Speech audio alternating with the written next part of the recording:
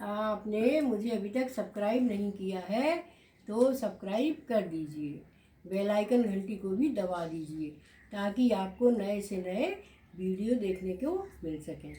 आशी, आज कौन सी कहानी सुनना है?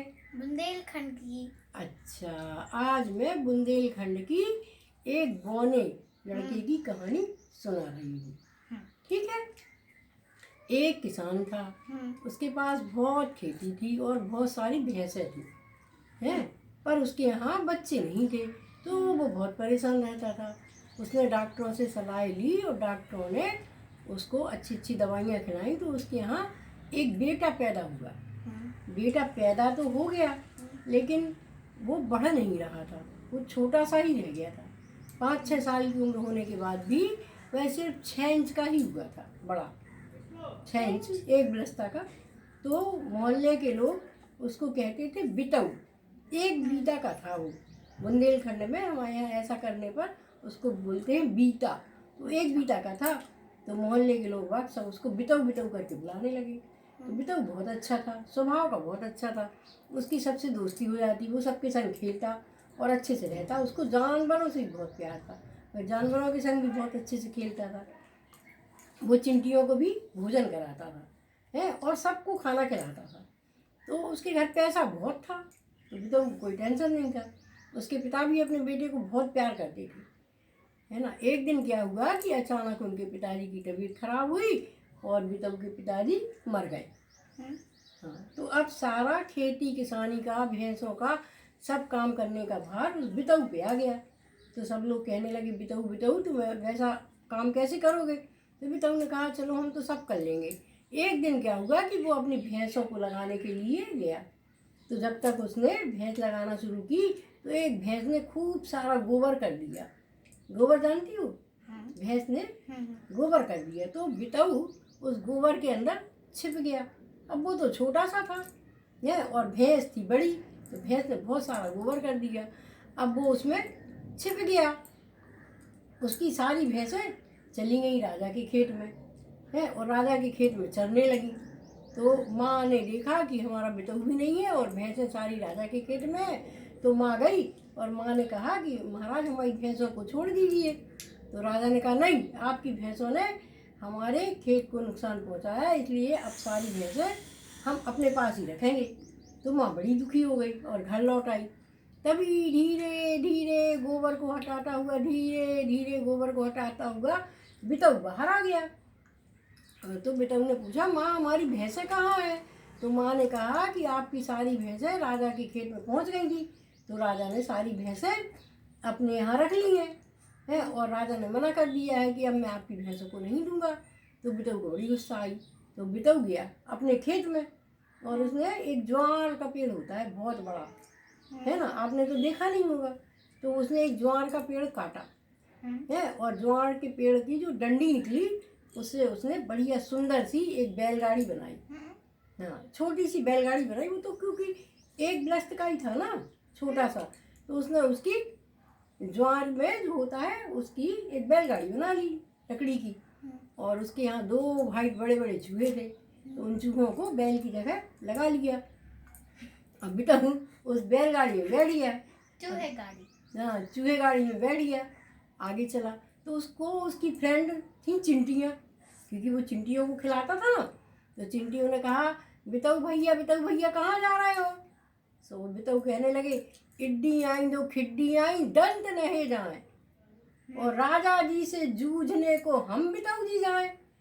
और उसने कहा दोस्त हमें भी ले चलो। उन्होंने कहा बैठ जाओ हमारी बैलगाड़ी में। वो भी बैठ गई उसी चूहों वाली गाड़ी में। अब चल लिए, आगे चले तो उसको एक शेर मिला, क्योंकि उसकी तो शेर से भी दोस्ती थी। तो शेर ने कहा बितऊ भैया आप कहाँ जा रहे हो? उन्होंने कहा अड्डी आई तो खिड्डी आई और दंत नहीं जाए और राजा जी से जूझने को हम बितऊ जी जाए। तो उसने कहा दोस्त हमें भी ले चलो। तो उन्होंने कहा बैठ जाओ। तो उसने अपने शेर को भी बैलगाड़ी में बैठा लिया। वो तो इतनी सी होगी, शेर जितना बड़ा होता अरे है। अब ये कहानी है, कहानियाँ ऐसी ही होती हैं, है ना। तो शेर का बच्चा होगा, शेर थोड़ी होगा। तो वो भी उस बैलगाड़ी में बैठ गया। अब बताओ चूहे के ऊपर कहीं शेर बैठ सकता है क्या? पर ये तो बुंदेलखंड की कहानियाँ हैं, तो उन्होंने उसको बिठा लिया। अब चल दिए। अब रास्ते में क्या हुआ कि उसको आग मिली। तो उसने कहा बितऊ भैया कहाँ जा रहे हो? आग ने कहा। आग भी बोलती है क्या? हाँ, कहानी में तो सब लोग बोलते हैं। क्या शेर बोलता है क्या? चिंटियाँ बोलती हैं क्या? शेर तो दहाड़ता है, तो चिड़िया भी दहाड़ता बोलती है। होगी। हाँ, इसीलिए आग भी बोली बितऊ भैया कहाँ जा रहे हो? तो बितऊ भैया ने कहा इड्डी आई तो खिड्डी आई और दंत नहे जाए और राजा जी से जूझने को हम बिताऊ जी जाए। तो उसने कहा कि भैया हमें भी बिठा लो। अरे वो बैठेगी तो पूरा बैलगाड़ी चूहा गाड़ी नहीं जल अरे जाएगा? वो तो कहानी में, वो तो वैसे ही बैठ गई एक कोने में, तो उसने उसको भी बिठा लिया। अब और आगे चला तो उसको एक नदी मिली बितऊ को। बितऊ उस नदी में रोज नहाने जाता था, तो उसकी नदी से भी दोस्ती की। तो नदी ने कहा, नदी भी बोलती है? हाँ, नदी ने कहा बितऊ भैया और वो अगर बैठ जाएगी तो पूरी गीली नहीं होती चूहा नहीं, गाड़ी? वो तो छोटी सी जरा सी जगह में बैठ गई। उसने कहा बितऊ भैया कहाँ जा रहे हो? उसने कहा कि इड्डी आई तो खिड्डी आई और दंत नहे जाए, मानो चूहे की बैलगाड़ी है और राजा जी से जूझने को हम बितऊ जी जाए। तो उस नदी ने कहा भैया मैं भी चलूँ क्या? उसने कहा हाँ, आप भी बैठ जाओ एक कोने में। तो उसने अपने सारे दोस्तों को बिठा लिया बितऊ ने। अब राजा के यहाँ पहुँचा और चिल्लाने लगा, महाराज बाहर आओ, नहीं तो मेरी भैंसों को छोड़ो, मुझसे लड़ाई करो, नहीं तो मेरी भैंसों को छोड़ दो। तो राजा ने कहा देखना जरा बाहर कौन चिल्ला रहा है।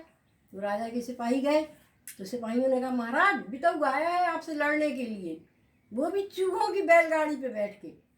तो महाराज ने कहा अरे उसको ले जाके, हाथी होती ना, हाथी, उनकी एक बहुत बड़ी हाथी की हथसाल होती थी पहले। तो राजा ने कहा जाओ उसमें उसको बैठा दो। तो सिपाही ने ऐसी बैलगाड़ी उठाई और बितऊ को उठाया और हाथी के हथसाल में बैठा दिया। तो बितऊ बैठे रहे। रात हुई तो बितऊ ने कहा चिंटी हो। तो चिंटियाँ बोली हाँ हाँ बितऊ भैया क्या बात है? बोले अरे यार इन हाथियों को तो मारना है जरा। तो सारी चिंटियाँ झुंड की झुंड निकल आई और सब हाथियों की सूंड के अंदर घुस गई और सूंड के अंदर जाके उनने हाथियों को काट लिया। तो कोई हाथी सांस नहीं ले पाया और सारे हाथी मर गए। अब सुबह हुई तो राजा ने कहा जाओ देखो उस बितऊ को, वो तो मर गया होगा, उसको उठा के बाहर फेंक दो। कैसे मर गया होगा? क्योंकि हाथी ने उसके ऊपर पैर रख दिया होगा, एक तासा तो था वो बलस्ता भर का। तो सिपाही देखने गए तो बढ़िया वो तो बैठा था अच्छे आराम से अपनी बैलगाड़ी में और सारे हाथी मरे पड़े थे। तो सिपाहियों ने राजा से कहा महाराज आपके सारे हाथी तो मरे पड़े हैं और बितऊ भाई तो आराम से बैलगाड़ी पे बैठे हैं। तो राजा ने कहा अच्छा ले जाओ उसको घोड़े की घुड़साल में बंद कर दो। तो अब वो घोड़े से कैसे मरता? घोड़े तो ऐसे कि एक लात मारते तो वो तो मर ही जाता, अगर कैसे घोड़े से लड़ाई कर पाता वो, है ना। तो बितऊ ने कहा ठीक है। बितऊ एक कोने में बैठ गए अपनी बैलगाड़ी में। अब रात हुई तो बितऊ ने कहा शेर भाई जरा बाहर आ जाओ। तो शेर भाई बाहर आ गए और उन्होंने कहा अरे जरा इन घोड़ों को तो देख लेना जरा। तो शेर ने किसी की नाक खा ली, किसी की पूंछ खा ली, किसी की आंखें फोड़ दी, किसी को पूरा ही काट दिया, किसी का कुछ किया, सारे घोड़ों को मार डाला शेर ने। अच्छा पेट भर के खाना खा लिया और फिर बितऊ की गाड़ी में जाके छिप के बैठ गया।